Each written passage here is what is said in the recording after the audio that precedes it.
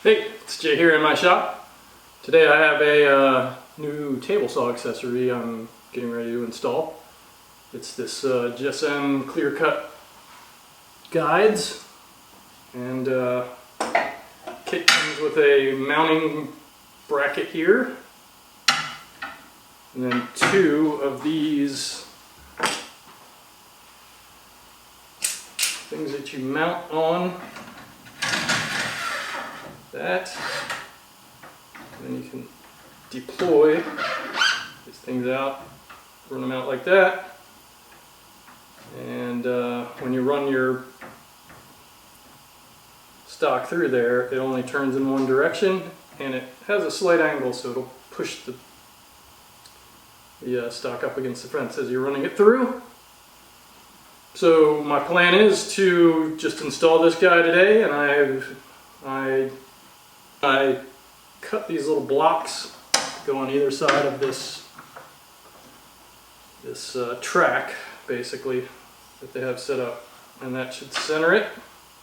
But what I wanted to do was put it in that position and make sure that I could completely undeploy this thing and it would be out of the way, which it is. Okay, that's fine. The only downside I can think of to having this track on the top of the fence is if I'm using some sort of jig and I want this area clear. There's kits they sell to magnetically attach this to the fence, but I don't know that that's necessary. I think what I'm going to do, they give you all the stuff you need here, including the drill bit, to use self-tapping screws and tap it into this top of this fence, and I think that's what I'm going to start with. The only other thing I was concerned about was when I wanted to put some sort of fence extension over here. I have this fence extension that I use to bury the blade. It's all chopped up there. That's all full of sawdust too. It's dirty. So let me take these out. Toss that in there, and yeah, it works just fine. It's barely, maybe a quarter-inch above the sides, so it's not that intrusive really. So I think I'm happy centering it, and I think I'm happy with its functionality. I will plan on leaving it in place semi-permanently. And alright, I am gonna vacuum up the mess I just made with that and get to work on this.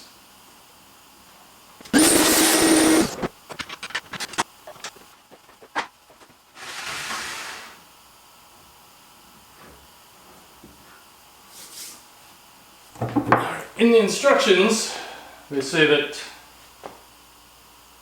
most table saws are 27 inches deep. This one definitely is. And this thing is 30 inches long, so they wanted 1.5 inches on either side. And what I found is basically that's kind of 1.5 inches to these holes. So I can eyeball that 1.5 inches, get the holes in the right place. It's coming that way just a touch.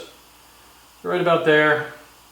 I think what I'm going to do is just use 2 of these blocks on the back side here to make it parallel. They give you these guides for the drill bits that are a 1/2 inch over from the holes.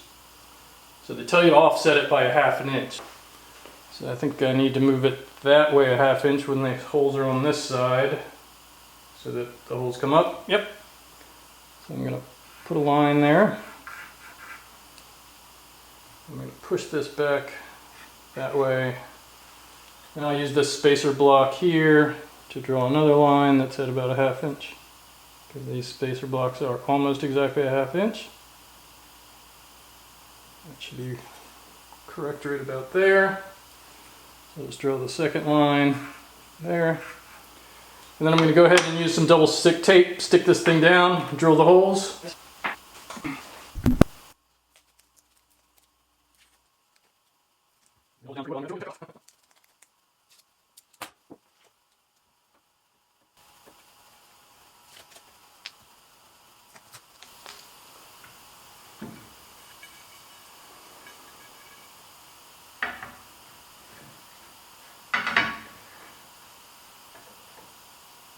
Gonna cover up all the American flags on my Beesmeyer fence with these Canadian flags on this JessEm product.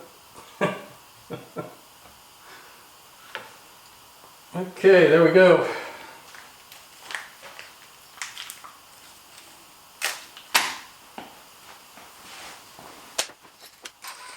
Alright, so I'll go ahead and use these drill guides and drill some holes. Wow.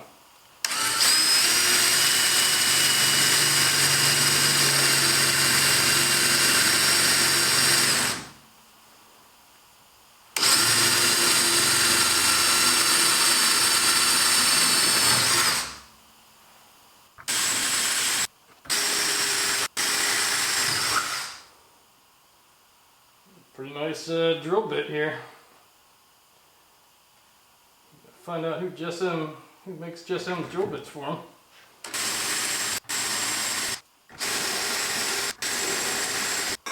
Alright, easy peasy.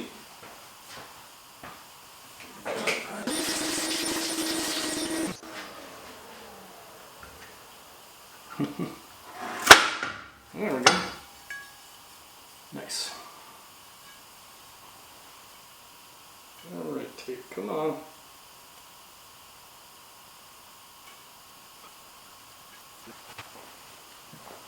As I expect from something milled this nice, the holes line up perfectly. And so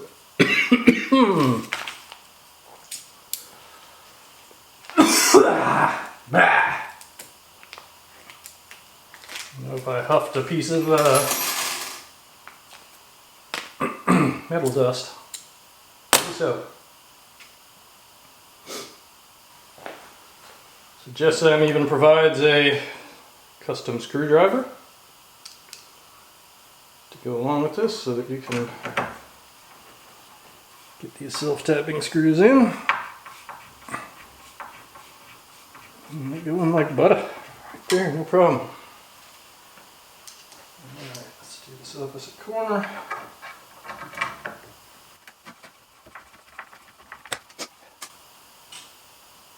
It also provides some other types of screws that I'm not quite sure what they're for. I guess for different kinds of fences. Maybe if you have a fence that has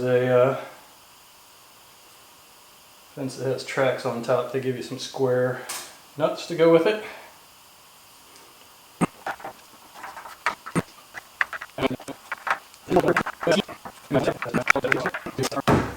That's on. This is done and done. Time to play.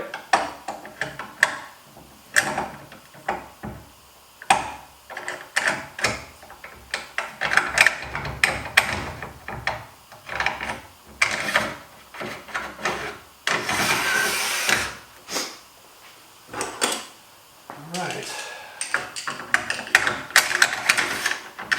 And how many pieces of wood laying around that I need to cut? That's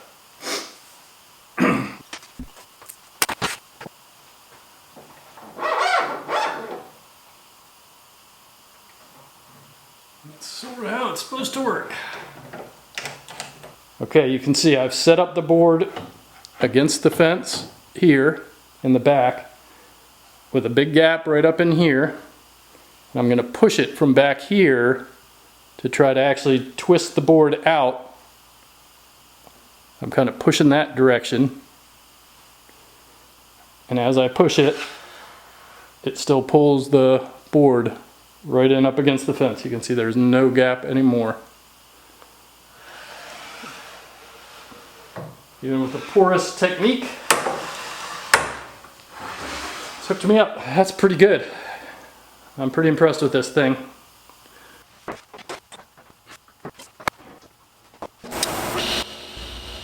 long as I'm testing these things out, I might as well go ahead and make something with them. You can see here they weren't adjusted at all, so I brought in a piece of plywood and I adjusted the piece, adjusted the guides, and I'm running this piece through. With the size of this piece, it would have been a fairly easy, mundane cut to make anyway, but these things just make it a lot easier. You can see I'm just pushing it through with my thumb there and not really doing much to guide it. Now that I've cut it up, I'm going to go ahead and throw a French cleat on it, and then I'm going to take it out to the annex to hang it up.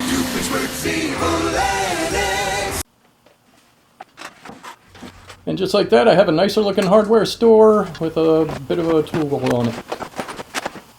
I've done a lot of joking about knocking my square off the end of my outfeed table there, but it actually sort of bothers me that I did that. I think you just have to be so focused when you're pushing a full sheet of plywood through the table saw, even when you're using the infeed supports. These things should make that much nicer. So I'm going to set up the table saw and push a piece of plywood through it a couple times and see how much better it feels to me. No matter whether I use my cutting table or my table saw to cut a piece of plywood, there's a lot of work I got to do to get a piece of plywood out and ready to go.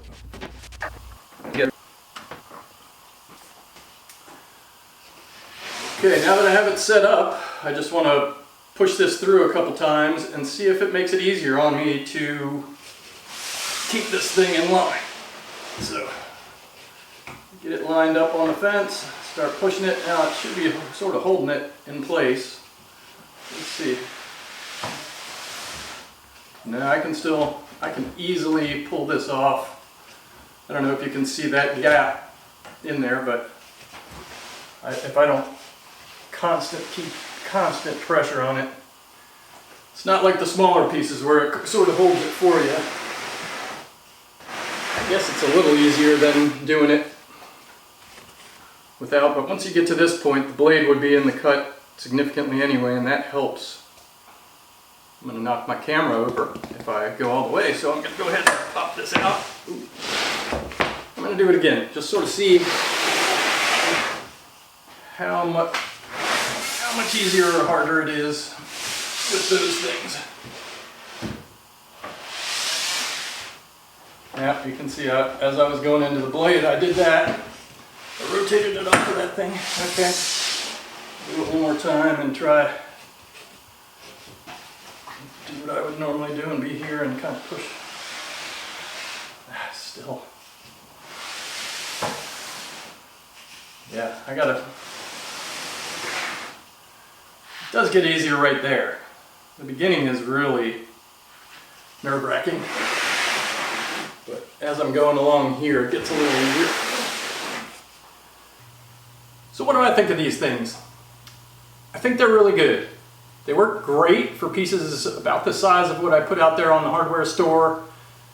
When you get up to the bigger full-size pieces, that sort of was my hope, was that it would make it easier to deal with. I seriously still need to pay enough attention that I probably would have knocked my square off again, but I think these things are good. Ultimately, the price, would I buy them again? Probably. These things are $300. You know, if it had solved the plywood problem, well worth it. There's Chinesium knockoffs for about $130, I think, for a set like this. But I prefer to support the innovators and not the knocker offers, if that's the right wording. Anyway, if you like what I'm doing here, please subscribe, and thank you for watching.